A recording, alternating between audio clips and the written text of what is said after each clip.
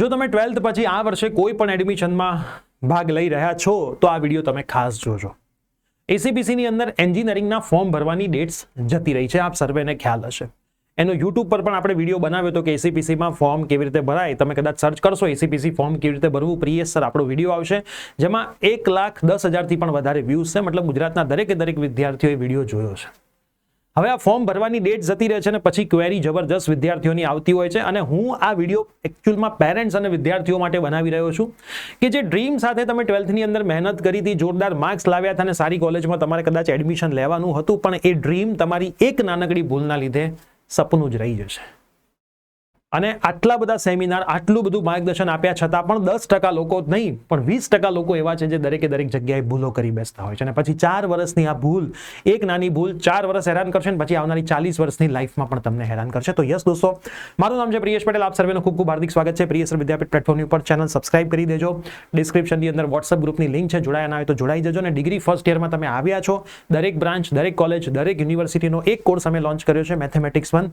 તમે બાય કરી શકો છો. 15 તારીખથી એના લાઈવ સેશન શરૂ થવા જઈ રહ્યા છે. કોર્સ બાય કર્યા પછી કોર્સમાં ટેલિગ્રામમાં જોડાઈ જજો. દરેક અપડેટ્સ ટેલિગ્રામમાં આવતી રહેશે અને લાઈવ સેશન આપણા એપ્લિકેશન પ્લેટફોર્મ પર ચાલવાના છે. બધી જ કોલેજ, બધી જ બ્રાન્ચ, બધી જ યુનિવર્સિટીમાં આ કોર્સ તમને મદદરૂપ થશે. જેમણે કોર્સ બાય કરી લીધો છે એ બેઝિક મેથેમેટિક્સના એમાં 2 ફોલ્ડર છે, એક મારું અને એક સચિન સરનું. એ આખું જોઈને તમારી નોટ્સ બનાવી લો, પછી અમે જ્યારે ચાલુ કરીએ એટલે તમને બહુ જ મજા આવશે. હવે હું તમને એક મેસેજ બતાવવા માંગુ છું અને આ મેસેજ તમે ધ્યાનથી જોજો. આજ સવારનો જ મેસેજ છે, જે પણ વિદ્યાર્થીનો મેસેજ છે. મને બહુ દુઃખ થયું આ જોઈને, પણ હું આમાં કશું જ નથી કરી શકતો. ના તો એસીપીસી પણ આમાં કંઈ કરી આપશે.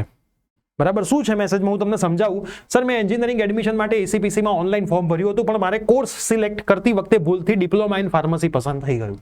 મતલબ અંદર જ્યારે વિદ્યાર્થીએ લોગિન કર્યું હશે કેન્ડિડેટ રજિસ્ટ્રેશન પછી, જ્યારે અંદર એને બીઈ બીટેકમાં જવાનું હશે એની જગ્યાએ ભૂલથી બીજા કોર્સમાં જતો રહ્યો.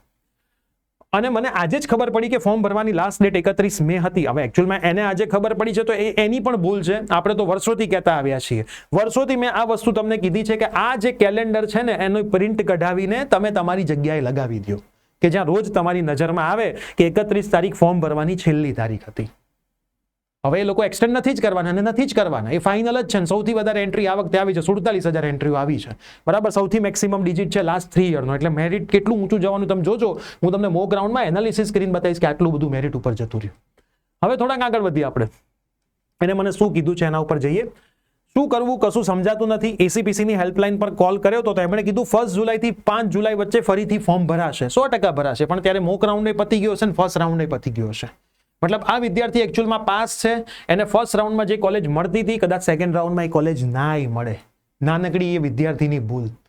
એના પછી ત્યારે તો મને નથી લાગતું કે સીટ વધે, એમ તો કોઈ બીજો ઓપ્શન ખરો. મતલબ લેટ ફી ભરીને પણ કંઈ થઈ શકે એવું ખરું. બહુ મૂંઝવણ થાય છે, પ્લસ કંઈ સમજાતું નથી ને 100% આવા કેસની અંદર બહુ ટેન્શન આવે.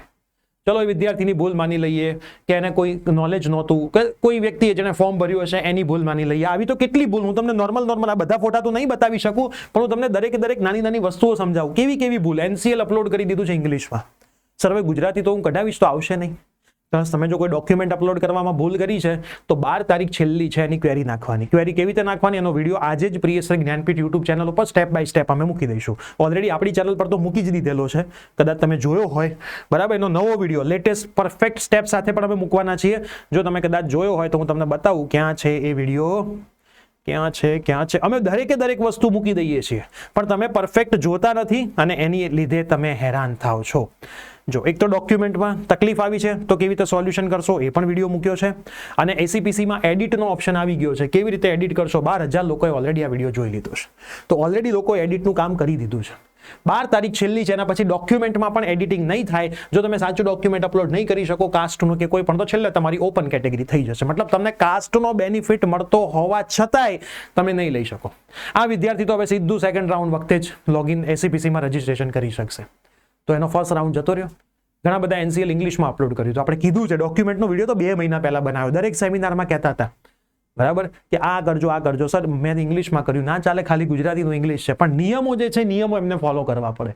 1/4 સર 2024 પછીનું નથી, 1/3/2024 છે. ના ચાલે એટલે ના ચાલે. જે નિયમો હોય એ જ ચાલે.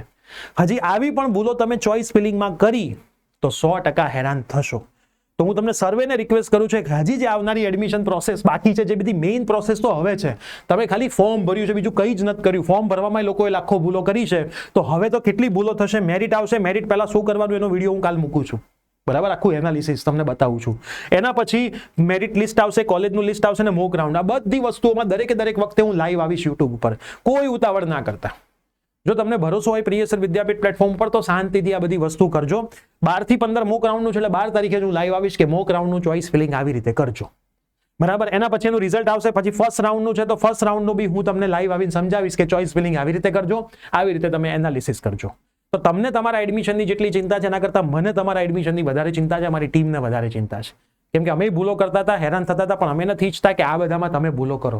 તો પરફેક્ટ રીતે ચેનલ ઉપર બનેલા રહો, એક પણ ચેનલને મિસ ના કરો, એક પણ માહિતી તમારી મિસ નહીં થાય. અને જે વિદ્યાર્થીઓ આવી ભૂલ કરી છે, જેનું સોલ્યુશન અમારા પાસે છે, એ અમે 100% આપીશું. પણ જેનું સોલ્યુશન જ નથી, જે એસીપીસી જ સોલ્વ નહીં કરી શકે, તો એનું સોલ્યુશન કોઈથી નહીં શકે. તો એના માટે હું તમને સોરી કહું છું. જે નિયમો છે, નિયમો બધાએ ફોલો કરવા પડે. આગળ હવે ધ્યાન રાખજો, નહીંતર 4 વર્ષમાં પણ એવું થશે કે જે સપના સાથે તમે કોલેજમાં એડમિશન લીધું હતું, એ ડ્રીમ તમારું ડ્રીમ રહી જશે, બરાબર. દરેકે દરેક વિદ્યાર્થી ગૂગલના, માઇક્રોસોફ્ટના, મોટી મોટી કંપનીના સપના સાથે કોલેજમાં આવતો હોય છે. 1 વર્ષ પછી એ સપનું ક્યાંય રહી જાય છે અને વિદ્યાર્થી ક્યાંય જતો રહે છે. અને એના લીધે જ માર્કેટમાં એવું કહેવાય છે કે 100% એન્જિનિયર્સ જે એન્ટ્રી લે છે, એમાંથી 30% એન્જિનિયર્સને જોબ મળે છે, 70% બેરોજગાર જ રહી જાય છે. અને એ 100% સત્ય વાત છે. તો તમારે આજે નક્કી કરવાનું છે કે 30%માં આવવું છે કે 70%માં આવવું છે. તો સિરિયસ થઈને બધા વિડીયો જોજો. હું 2 હાથ જોડીને રિક્વેસ્ટ કરું છું, નહીંતર તમને તકલીફ થશે, કોઈ સોલ્યુશન નહીં કરી શકે. મળીએ છીએ. આ વિડીયો ખાસ મિત્રોને શેર કરજો. Bye bye, take care.